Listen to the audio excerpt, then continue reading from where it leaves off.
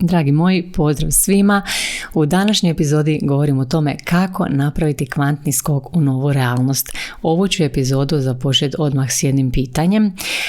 Odgovori si na ovo pitanje. Koja su najradikalnija uvjerenja tvoje buduće ja, tvog budućeg novog identiteta koji ti želiš aktivirati, a za koja znaš da bi te, ako ih usvojiš, ako ih utisneš u svoju svijest i kreneš odmah živjeti prema tim uvjerenjima, doslovno katapultirala u novi identitet i u novu realnost. Probaj si odgovoriti na to pitanje prije nego kreneš slušati ono što ću ti reći tijekom ove epizode. Na primjer, daću vam hrpu svojih primjera.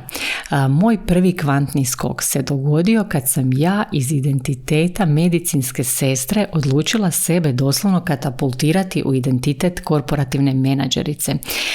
Znači, ja sam onako u svojoj glavi zamislila taj identitet korporativne menadžerice koja je nezaustavljiva, koja ima najbolje prodajne rezultate, ima najveće bonuse u kompaniji i tako dalje. I pazite sad, ja sam u to vrijeme bila medicinska sestra koja radi u intenzivnoj. U to vrijeme ja nisam imala pojma što radim, ali sam to izvela fenomenalno, odlično. Zašto? Zato što sam bila nesvjesno kompetentna za ovaj rad. To je ono kad si kompetentna za nešto, znači imaš kompetencije za nešto, stručna si za nešto što ti ide toliko prirodno, ali ako te neko pita, na primjer, objasni kako si to napravila, ti nećeš znati, zato što je sve došlo iz tebe i sve si nekako napravila bez razmišljanja.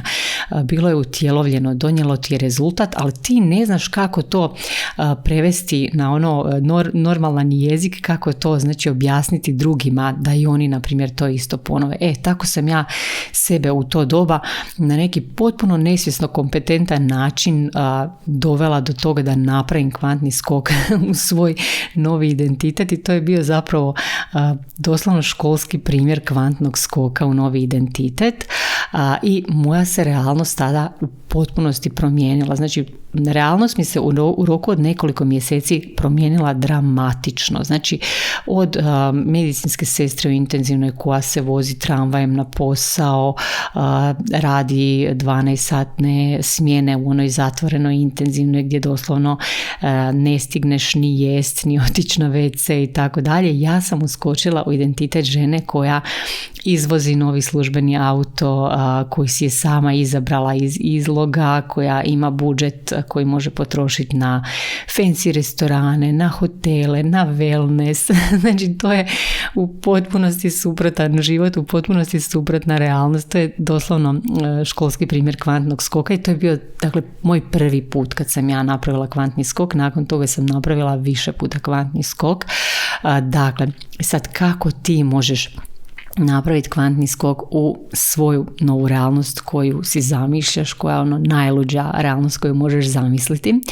Znači, jako je bitno da znaš tko si sad. Dakle, jako dobro znaš ko si ti sada, znaš što želiš i dolazi iz tebe, znači znaš tko želiš biti i kako želiš živjeti. I sad pazi, nećeš moći manifestirati na dobar način, na pravi način, na način koji će ti se osjećati ugodno i dobro i tako dalje, jer mi želimo biti usklađeno monetizirane žene koje su opušteno bogate, koje žive lijep život. Znači, nećeš to uspjeti postići na taj način ako ne znaš što ti zaista želiš i ako su tvoje želje zapravo želje od nekih ljudi koji te okružuju, tvoje mame, tetke, ovog onog, znači mora biti tvoje. Znači, dakle, ti kvantni skok možeš napraviti kad znaš ko si ti i tko ti želiš biti iznutra iz svoje usklađenosti i kako ti želiš živjeti. Dakle, moraš jako dobro poznavati sebe, moraš znati što radiš i zašto radiš to što radiš. Mora ti biti jasno što se oko tebe zapravo događa i što od svega što se događa trebaš doslovno samo promatrati kako se preslaguje. Znači, ti pokreneš kvantni skok u novu realnost, ti kreneš mijenjati svoju frekvenciju i onda se moraš uskladiti sa tom novom realnošću. I sad, znači, obično ljudi koji su iskusili nekad kvantni skok, ali nisu bili svjesni da su usred kvantnog skoka, znači, nego tek kasnije kad kad se sve odvilo, kad im se presložio cijeli život, onda su zapravo postali svjesni što im se dogodilo i onda shvate da ovo je bio kvantni skok.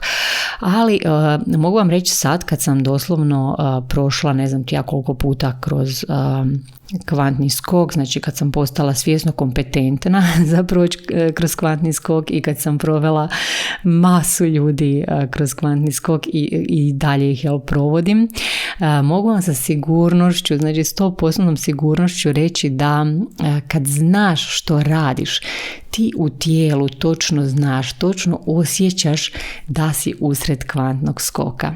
Kvantni skok uvijek kreće jednom velikom, čvrstom, možda radikalnom, najčešće radikalnom odlukom i nikad se ne dogodi slučajno. Znači nikom se kvantni skok nije dogodio slučajno, uvijek je krenuo tom nekom velikom odlukom, znači uvijek mu prethodi ta velika odluka da će od sad sve biti drugačije. Znači ti doneseš jednu moćnu veliku odluku iznutra da ćeš promijeniti svoj život na neki način na koji ga ti želiš promijeniti, da ćeš napraviti taj kvantni skok u novu realnost i onda odlučiš da će tvoja uvjerenja koja imaš biti usklađena s tom novom realnošću. Znači ono što vjeruješ o sebi se mora radikalno promijeniti doslovno preko noći, ali ne samo na onoj racionalnoj razini, nego na tjelesnoj razini. Znači promjena se mora dogoditi u tijelu. Dakle, nova uvjerenja moraju postati tvoja istina. Znači neka nova uvjerenja koja odgovaraju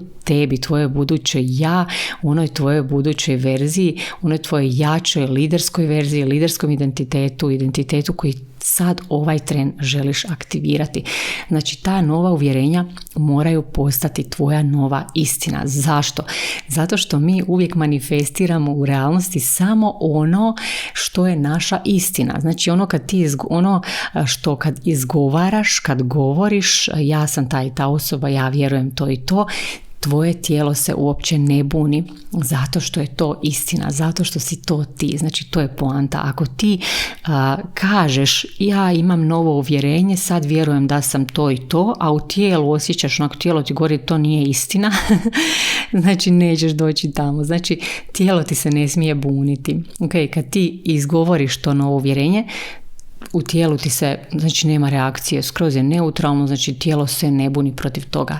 To znači da si usvojila to novo uvjerenje, da ti je ono duboko utisnuto i da je to uvjerenje postalo tvoja istina i da se svijet može presložiti oko tvog novog uvjerenja. I znači što radikalnije uvjerenje o svojoj budućoj verziji, o tom svom budućem identitetu možeš jako brzo usvojiti, jako brzo utisnuti u sebe kao svoju istinu, ti ćeš to brže skočiti u taj novi identitet i kao rezultat toga će se stvoriti oko tebe nova realnost. Dakle, ti ćeš iskreirati novu realnost na taj način.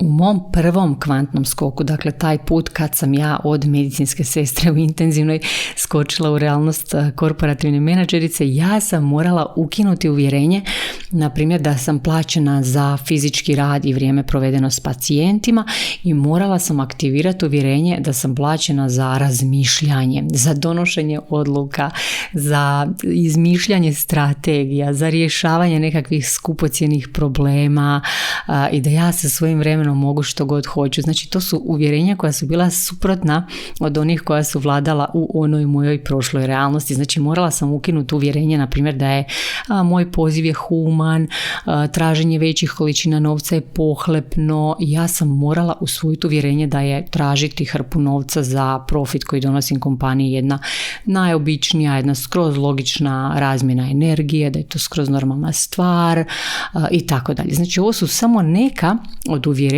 koja sam ja morala potpunosti promijeniti kako bi napravila taj kvantni skok. Znači većina ljudi baš na ovom koraku padne zato što ne mogu utjeloviti novo uvjerenje i ne mogu se ponašati u skladu s tim novim uvjerenjem i onda ako znači postoji neka blokada iznutra za taj dio i taj dio se može riješiti, znači ništa nije nerješivo, znači taj dio rješavamo, koristimo se različitim tehnikama u coachingu za izmjenu tih nekakvih uvjerenja. Na primjer u radu s klijentima najučinkovitije, najbrže funkcionira na primjer shadow work, Znači nekad su ta podsvjesna programiranja iz djetinjstva, na primjer, toliko jako jaka, toliko su ukorijenjena i znači stalno te vuku natrag, konstantno te vuku natrag, ali nema toga što mi u coachingu ne možemo riješiti. Znači gdje postoji problem, postoji rješenje, znači sve se može riješiti, svako se uvjerenje može promijeniti, dakle sve se može riješiti. I kad ti dakle doneseš tu odluku, pokreneš taj kvantni skok, odjednom ćeš vidjeti znakove. Znači vidjet ćeš znakove da se realnost počela preslagivati. Sad na tebi je da u ovoj fazi kreneš doslovno ne samo uočavati znakove, nego da ti kreneš tražiti znakove, da kreneš tražiti oko sebe dokaze da se kvantni skok događa, da se realnost krenula preslagivati. Znači ti moraš aktivno tražiti dokaze. Znači moraš si krenuti pričati priču koju ti želiš živjeti. Pričati si priču, gle, krenulo se sve preslagivati.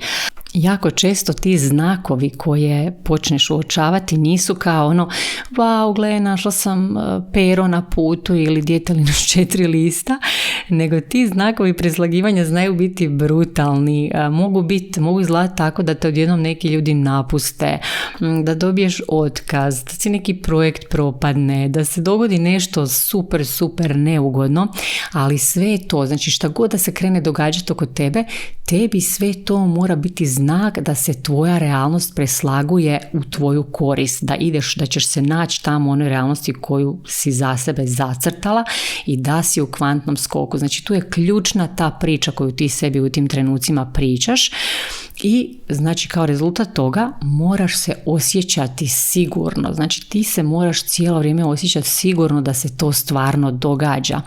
Znači šta to znači? Kakav je to osjećaj? Znači ovo je ključ. Znači ključno je to kako se osjećaš dok se to događa.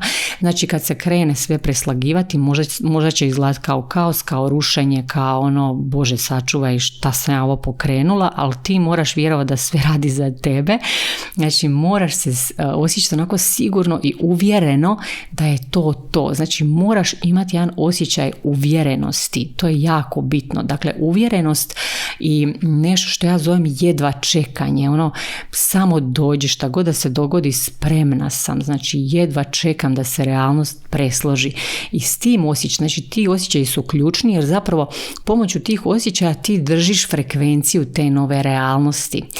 A ono što ti ruši frekvenciju su na primjer osjećaji kad sumnjaš, kad overtinkaš, kad ono, joj, možda ipak nisam to trebala, pa se kreneš preispitivati, pa se želiš vratiti natrag, pa pitaš druge šta vi mislite, kad imaš taj neki loš unutarnji govor koji ti uopće ne služi i kreneš tražiti dozvolu izvana za svoje postupke, za svoje odluke, ili najgora stvar koju si možeš napraviti je da kreneš govoriti ono, pa zašto mi ne ide, pa zašto mi se ne događa, zašto već nisam tamo, zašto mi je ovako, zašto mi je onako, zašto je moja sudbina ovako teška, Znači jako je bitno da si ne govoriš takve stvari, nego da si u toj uvjerenosti i u jedva čekanju, jer taj osjećaj je ključ, znači ključ za držanje frekvencije. Kad se već sve krenulo preslagivati, to je to, ajmo sada.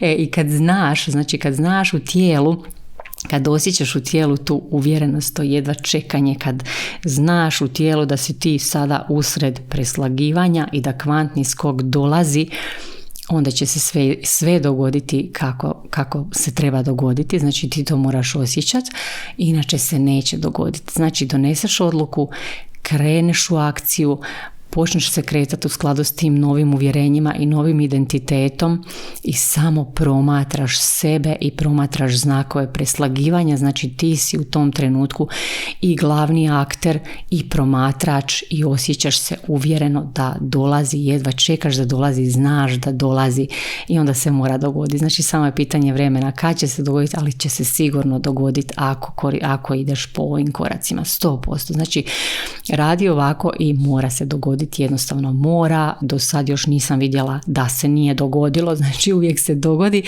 I naravno ja ću sad završiti s ovim, mislim da je ovo prevrijedno, da ti ovo može imati potencijal definitivno promijeniti sve u životu, znači samo radi ovako i mora se dogoditi. I naravno stisni obavezno follow, stisni subscribe, prijavi se na moj newsletter u opisu podcasta, jer uskoro pokrećem jedno pre dobro mjesto i htjećeš biti tamo, bit će ti prekorisno i definitivno mjesto na koje nam svima mijenja živote. Uglavnom, jako ti se veselim, vidimo se i naravno čujemo se sljedeći tjedan. Pozdrav!